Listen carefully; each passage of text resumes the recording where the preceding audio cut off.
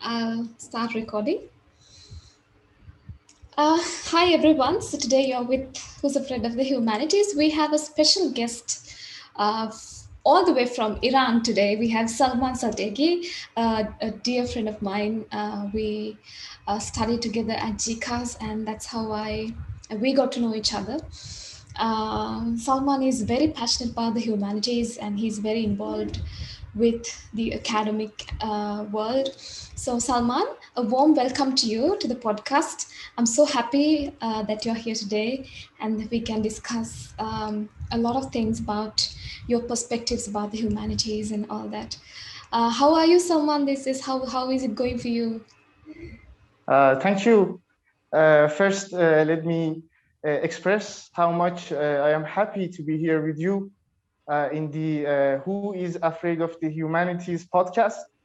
And then let me confess how much I love the name that you choose for your podcast.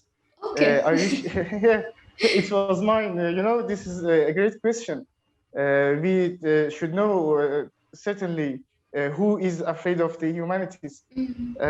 Thank you. What about you? How is life in Sri Lanka? Not very well these days because of a third lockdown and the vaccination rollout not happening pretty well. So the country is a bit messy, and we are forced again into our households to do our work and all that. So there are different ends to it, the way we are expected to do things. But yeah. So Salman, so you're from Iran, and I'm very curious as to how the field of humanities, how does it function in Iran, especially in your field? How do you think the humanities is perceived as a field of study, as a field of inquiry in Iran? I know that you cannot speak for everybody, but probably you can tell us what you think about the humanities in general in your context. Thank you. It's a great question. I think, Iran is like other third world countries, uh, have some problem with humanities. I mean, you know that the educational system is broken, and you cannot expect that something brilliant happens in the academia in Iran uh, because of that, because of the broken educational system.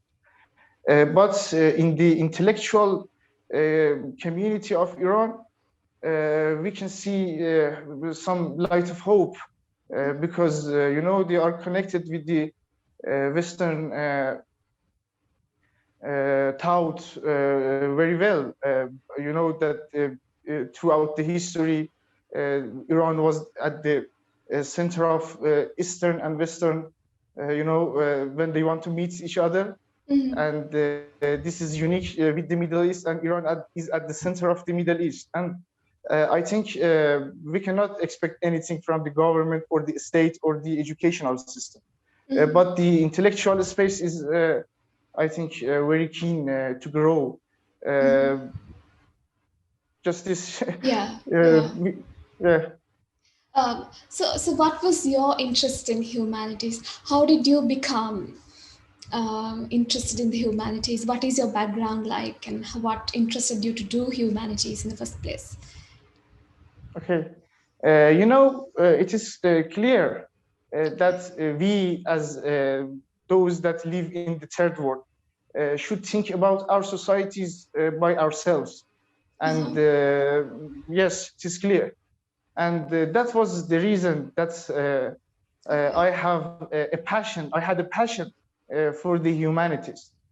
But as you know, that the third world doesn't need any social scientists. They just need engineer to build the economy. Yeah. And because of that, the problem is the same for and for other countries. Uh, Clever students tend to go to these natural sciences or to the engineering majors, and you are failed to grow an academic community concerns with the humanities and with the humanity studies. But me, as myself, all start for me with the literature. Okay. You know, when you are interested in literature, then all the related humanities discourses come in through, and yes, this is all. I love literature, and then I just become interested in the humanities and the social sciences. But I know that there should be a more important reason to study academically humanities. And the reason for me was the cryptocurrencies, which I Yeah. think, yeah, is somehow a controversial topic these days in the academic and in the, yeah. Yeah. So let's talk about your research, Salman, with at the intersection of humanities and cryptocurrency. What like how do you bring that conversation into what the humanities is facing now as a field of study? So what is your So, yeah? okay. You know that cryptocurrencies are some sort of digital money, Mm-hmm. and money is all about human relation. You know, Mm-hmm. money is what organizes uh, human cooperation in the capitalist world. And Absolutely. you see how cryptocurrencies are connected with the humanities, Mm-hmm. because money is connected to the humanities. Mm-hmm. If I want to quote Gilles Deleuze here, I can say that it was Gilles Deleuze that once said, beyond the state, it is money that rules, it is money that communicates. Mm-hmm. And I think, or as Marx once said, money is somehow the general equivalence which just happens in the front of all object of desires. Mm-hmm. And you know, I think cryptocurrencies, as we can suppose them as the new transformation of money, I think can bring us some emancipatory potentials that human has for the first time in Right. the throughout the history. Throughout, if you take a deep look at the, you know that it was human cooperation that brings us all this civilization. Mm-hmm. When just an individual voluntarily decided to contribute something to the improvement of the human condition, with this expectation in mind that the other part of the society Yeah. would appreciate this contribution and will do the same. This brings about all this civilization, and money is something that organizes this cooperation in the capitalist economy. Right. Yeah, and cryptocurrencies, I think, is a new sort of money.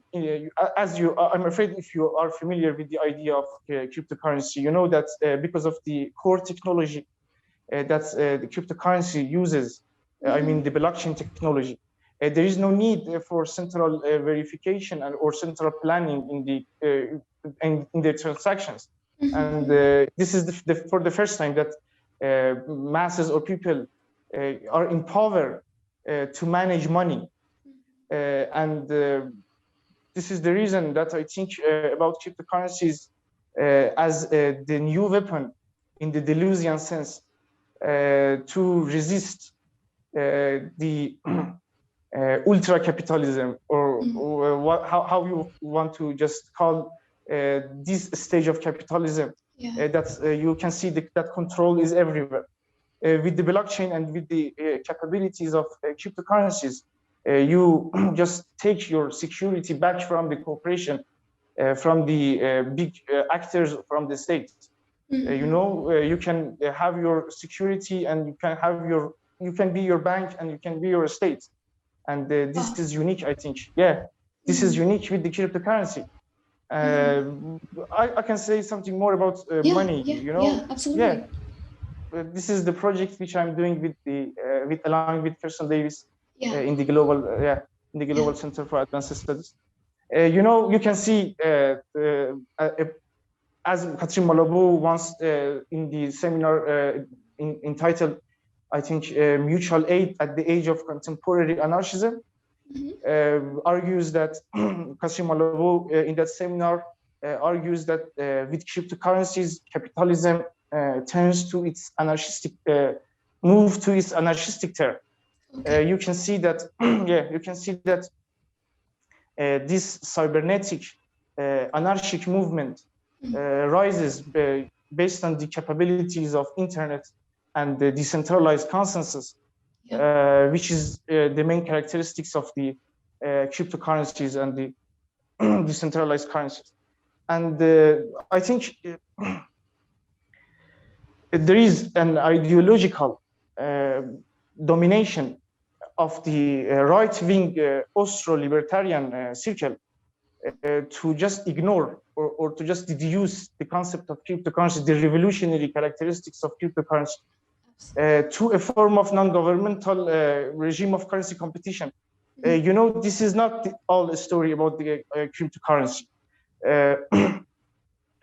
Uh, how can I say more about it? You know, in the Badiou's philosophy, we have this situation. You have the right wing and you have the left wing. Okay. Yeah, the right wing tries to deduce the concept. It tries to just repeat the space of the place. If Okay. you can remember from Badiou's theory of the subject. And Right. you know, you know that the logic of profit in the logic, it means, I mean, when you want to create a corporation, when you want to do something really new in the society, you should just be compatible with the regulation or with the logic of profit in the society, because you want to hire somebody and you want to just give them salaries, and this is the way that capitalism or the state always recaptures new spaces, Yeah. new emerging spaces. And yeah, the most interesting part of this paradox, I mean, the paradox between the right-wing interpretation of cryptocurrencies and the leftist interpretation of cryptocurrencies that we want to create, you know, I think it needs some sort of subjectivity to create. The true contradiction in the Badiouian sense, the true contradiction with what is the state, what is the established literature in the field of cryptocurrency or in the field of money. I think we can build a true liberatory literature for money. It was Kashim Malabou, once again, I want to quote Malabou once again, because she works a lot on the idea of cryptocurrency. She once said that cryptocurrencies necessitate a new interpretation of capitalism, a new interpretation of money, a new interpretation of exchange, and a new interpretation of value. And just because of that, we can say that this is the most challenging problem of the philosophy in our time. So I'm afraid if I answer your question, Yes, but absolutely. yeah, It inspires me a lot to hear more about cryptocurrency and its radical potential, the revolutionary potential it has. How do you think, Salman, it could transform the way that we fund the humanities today and the effort that we make to keep the humanities going? How do you think that the influence of the whole paradigm of cryptocurrency can influence that? so I think, as Badiou once said, if the idea of the 20th century was destruction, the idea of the 21st century would be the negation, an affirmative negation. And I think we should build a new theory of money, and cryptocurrencies provide us the opportunity. And you know that this is the lesson that we got from Marx's historical materialism. When we change the relation of production, we can change the superstructure of the society. we can change the way that we politics, the way that we art, the way that we the culture. And I think cryptocurrencies. I'm afraid if your audiences may be familiar with the idea of cryptocurrency, but you know that with cryptocurrency you don't need the middleman, and this is not the all story. You can manage everything in cryptocurrency. You know that with cryptocurrency you have an inevitable history of records which are attached to the transaction at the same time that the transaction happens, and this is somehow an this is a difference between money and the cryptocurrencies, because with money is forgetful, you know. There is no difference if you have $1,000 bill or me, because both of us can spend that $100 in the market. But with cryptocurrency, the history of the transaction that result in the surplus value, that this surplus value is represented by this $100,000. With this $100, the history is available to everyone, and the society can decide and can recognize who was useful to the society and who is not, who is fair to have this added value, or who is not in the position to take that. And I think this is really great, because throughout history, somehow I can say regulating the productive relation of public sector and the private sector necessitates somehow, or requires the creation of somehow I can say financial intermediaries, or even nation states. But today, and with the cryptocurrency, you can engage in productive relation in a way that we are engaged in the Global Center for Advanced Studies, outside the realm of financial institutions. I should mention something more about money if you have time today. Yes, absolutely, absolutely. Yes, please go ahead. To just unfold the true potential of cryptocurrency. You know that the right-wing interpretation of money is somehow like that. So human needs to cooperate. Then they decided, because they were rational, they decided to cooperate, and then market begins. And after that, they need something to facilitate their transactions, to just be a medium for their exchanges, their exchange relations. And they just their realistic interpretation of human society and human history, I think, is not based on archaeological or anthropological findings. I think this is the history of capitalism, and not the history of human being. Because as, for example, Marcel Mauss argues in his book The Gift, or Georges Bataille in his Solar Economy argues, or some economists like Randall Wray, or like Geoffrey Ingham. There are many that argues that there were somehow a total system of gift giving and gift receiving between human beings in primitive societies. And you know that I want to just make a link between cryptocurrencies and the primitive communism that human used to live. I think when you just interpret the word as the right-wing Austro-libertarian circle did, you cannot see the emancipatory potentials of cryptocurrencies. So in my interpretation of money is somehow more closer to the Deleuze and Guattari's interpretation of capitalism and capital in the Anti-Oedipus, in the introduction to Anti-Oedipus. You know that Deleuze and Guattari, under the influence of Nietzsche's genealogy of morality, argues that the debtor creditor relationship was the basis of the social dilemma. This is the power, the question of power in the Nietzsche's philosophy, and not the voluntary voluntary action of individuals who decided to just build markets and then choose money to facilitate transactions. And I want to say that if you understand the relation between debt and money, because I think money is somehow a debt, a debt that the owners just inscribe to non-owners, and that this debt just necessitates a debtor subject who's all who's all aspect of futures, who's all aspect of his life just depend on the repayment of the debt.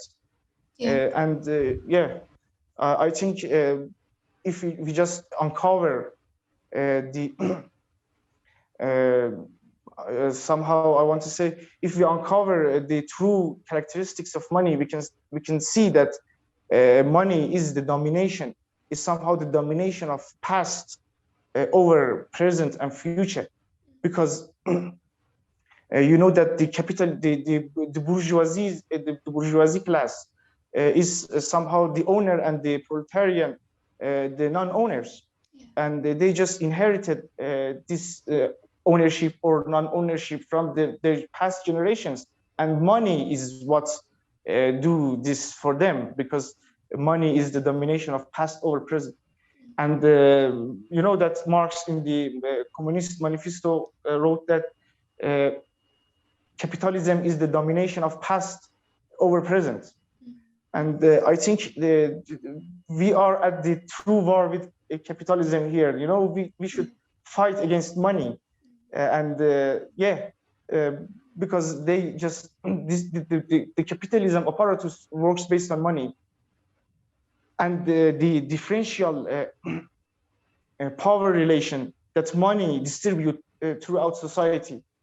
And that when the central bank in the United States, when the Federal Reserve just printed a new money, it benefits the creditor who are closer to the Federal Reserve, and then in expense of all other parts of the society, in expense of workers in Sri Lanka, in expense of workers in Iran, in expense of workers in Africa.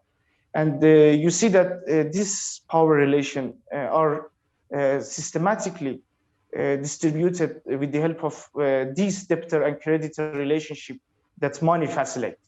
And I think we can do something with cryptocurrencies to just pass money, or as Marx wrote in the manuscript of 1844, in money, when we have a society without money, in a free in a moneyless society, maybe one can exchange love with love and honesty with honesty, and not money. And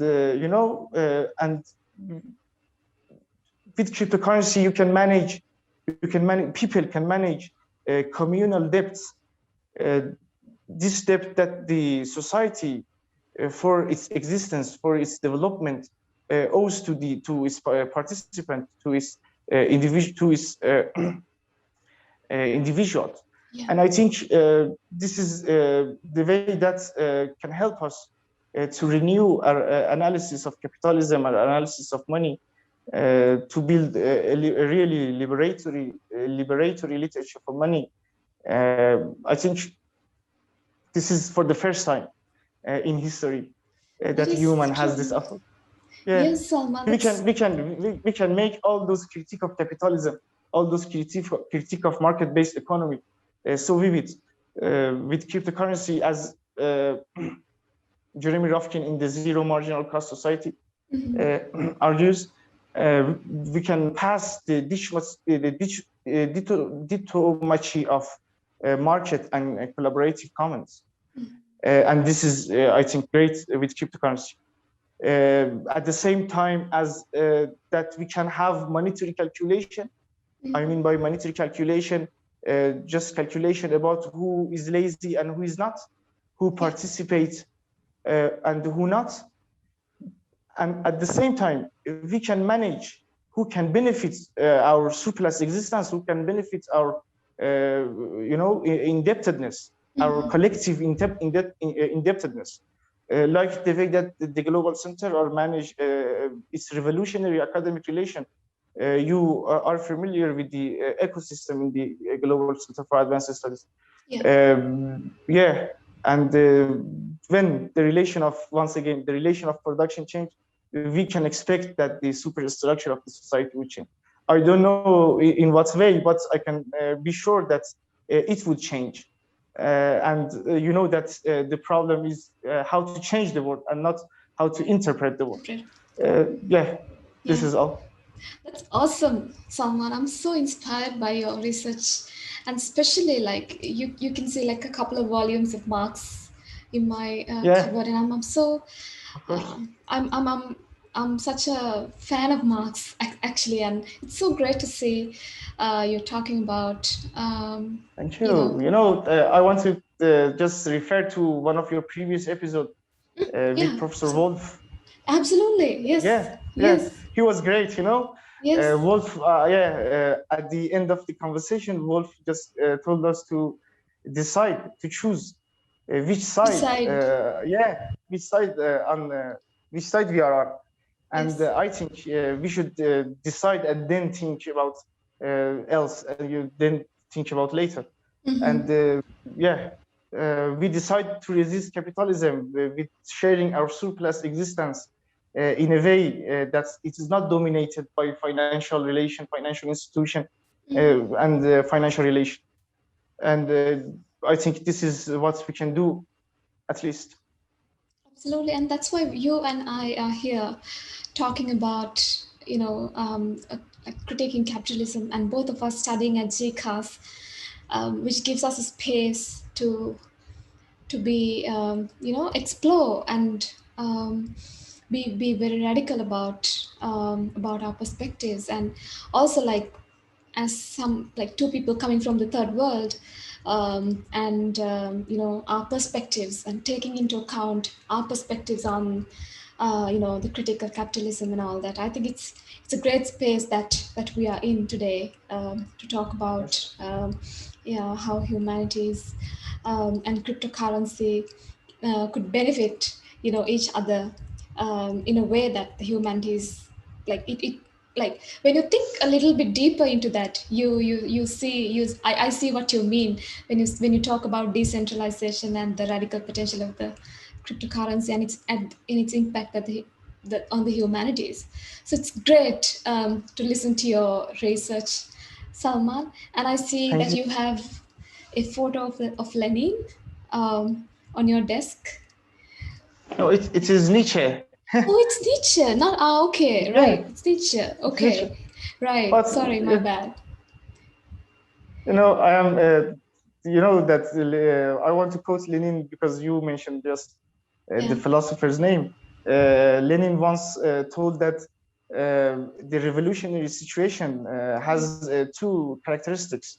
One, that the ruling class is no longer to rule as before, and the second, the masses are not going to live the way that they lived before.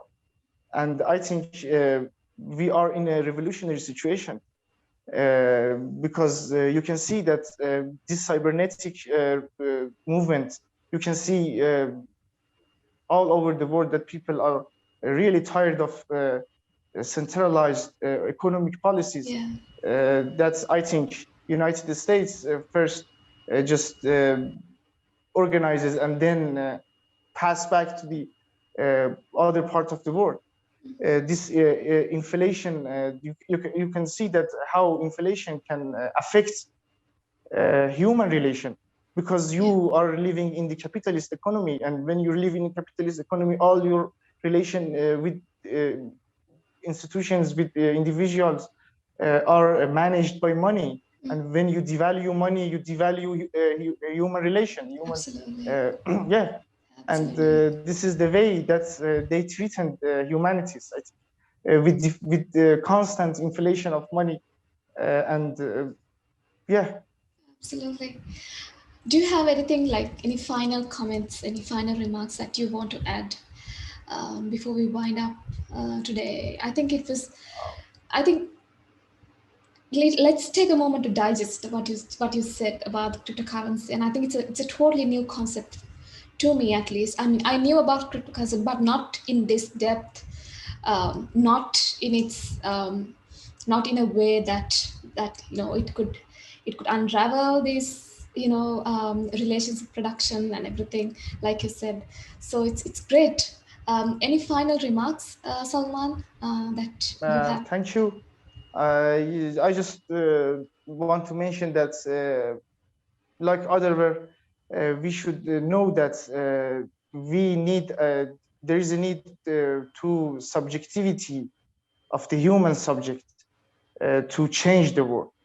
And it is not possible to just sit on your home and see that the world is changing. First we should decide which side we are, and then to contribute something to the improvement of human condition, to the change. I think. And I just said that because I want to mention that cryptocurrencies are different from Bitcoin, Ethereum, or the project, and because you know that capitalism always recapture new spaces. I don't want to defend the idea of Bitcoin or other cryptocurrencies that Yeah. are currently existing in the market, because of course they argue that we are decentralized, or we are not in the hands of wealthiest, or in the hands of central authorities. But the reality is that Chinese control more than half of the Bitcoin network, and you can see that all those capitalist institutions are just reforming with a new shape uh, in the cryptocurrency spaces. But we can see the light of resistance. We can build our communities, and we can use cryptocurrencies as our weapon to resist the existing capitalism, I think. Absolutely. Thank you so much for that, Salman. And I'm so honored that I have you today as a guest. And I Thank you. wish you all the best for your future endeavors. And also, I salute you for the kind of how should I put that motivation to critique capitalism and build a healthier and better societies in future and at present as well. So thank you, Salman, for Thank your you. for your Let me once participation. again. Yeah, Thank you. I really appreciate your invitation. Thank you. no problem, Salman. Thank you so much. Vorrei essere libero come un uomo appena nato che ha di fronte solamente la natura, che cammina dentro un bosco con la gioia di inseguire un'avventura. Sempre libero e vitale, fa l'amore come fosse un animale, incosciente come un uomo compiaciuto della propria libertà. La libertà non è star sopra un albero, non è neanche il volo di un moscone.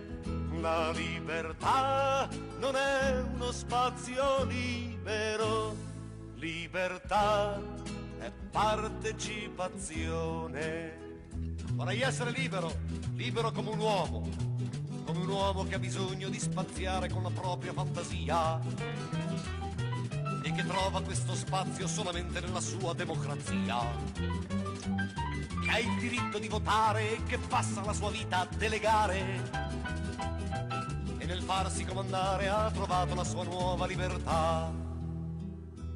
La libertà non è stare sopra un albero, non è neanche avere un'opinione. La libertà non è uno spazio libero, libertà è partecipazione. La libertà non è star sopra un albero, non è neanche il volo di un moscone. La libertà non è uno spazio libero, libertà è partecipazione. Vorrei essere libero, libero come un uomo, come l'uomo più evoluto che si innalza con la propria intelligenza e che sfida la natura con la forza incontrastata della scienza. Con addosso l'entusiasmo di spaziare senza limiti nel cosmo, è convinto che la forza del pensiero sia la sola libertà. La libertà non è star sopra un albero, non è neanche un gesto, un'invenzione. La libertà non è uno spazio libero, libertà è partecipazione. La libertà non è star sopra un albero, non è neanche il volo di un moscone. La libertà non è uno spazio libero, libertà è partecipazione.